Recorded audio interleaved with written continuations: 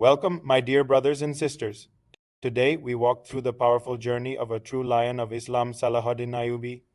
Born in Tikrit, Iraq in 1137, Salahuddin Ayyubi was destined for greatness. But his rise wasn't paved with privilege, it was forged with purpose. He didn't start as a warrior. In fact, his youth was filled with study, discipline, and service under his uncle, Shirka. He learned that true strength isn't just in the sword, it's in the heart, mind, and character. As a young commander, he wasn't just feared, he was respected by both Muslims and Crusaders. His biggest mission?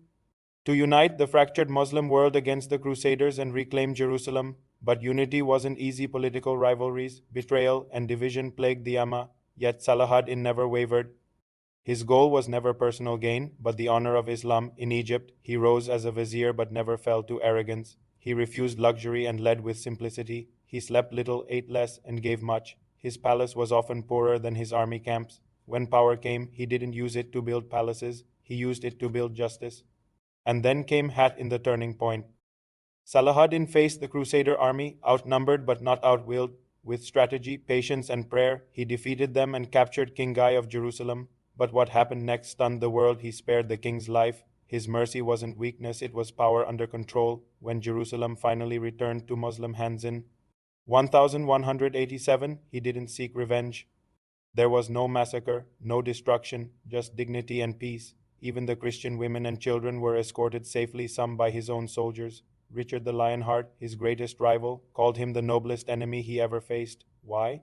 Because Salahuddin showed that a true Muslim leads with justice, not hatred. He gave charity in secret. He wept at night in prayer. He forgave those who plotted against him.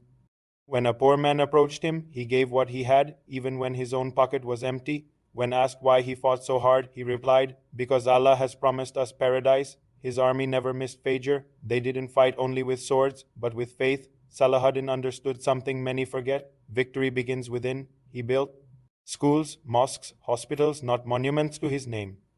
His focus was always on the next generation, not just the next battle. He trained his men not just to fight, but to live righteously. His generals fasted, his scholars led armies, his people followed because they loved, not feared. In war, he was a lion. In peace, he was a lamb. When people insulted him, he responded with patience. He knew that every action was watched by Allah, not just history.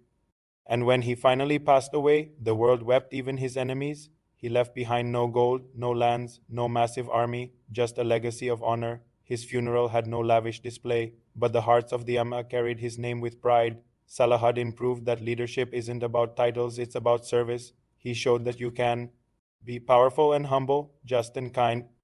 His story teaches us that change comes from character first, not just conquest. He could have taken revenge, but he chose restraint. He could have enslaved, but he chose freedom. He could have ruled with fear, but he chose love. Young Muslims today, if you want to lead, look to Salahuddin. If you want to make history, first make your character. If you want to raise the flag of Islam, raise your Salah. If you want to change the world, begin by changing yourself. Salahuddin didn't wait for miracles, he became one. When others looked for excuses, he looked for opportunities. He didn't blame the world, he changed it. In today's time of division, remember, Salahuddin united hearts before he united lands. He prayed like a servant and led like a king. He didn't compromise with evil, but he didn't respond to it with evil either. He taught us that victory is not about size, it's about sincerity. He never stopped striving, even when success seemed impossible. When morale was low, he lifted it with hope. When the world turned against him, he turned to Allah, and Allah turned the tides in his favor. Today, people write books about him, but the greatest book he followed was the Quran. He lived it, he breathed it, he embodied it. He wasn't perfect, but he was always striving. His legacy didn't end with his death, it lives in every just leader today. Remember, the Crusaders once thought Jerusalem would never fall, but one man, with the help of Allah, changed that belief forever. Never underestimate the power of one sincere heart. You don't need an army, you need intention. You don't need a kingdom, you need submission to the King of all kings. Salahuddin didn't act for fame, he acted for the sake of Allah, and that's why his name still echoes through the centuries. His example shines like a lamp in today's darkness.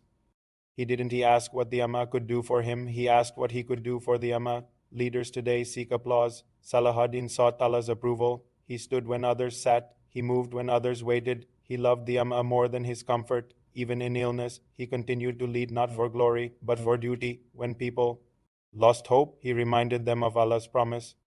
Verily, with hardship comes ease. He believed it, and so must we. If your heart aches for Palestine, remember Salahuddin didn't just feel, he acted. If your soul yearns for revival, remember he started by reviving his own soul. Salahuddin's sword was sharp, but his faith was sharper. His armor was strong, but his prayer was stronger. He didn't just conquer Jerusalem, he conquered his ego.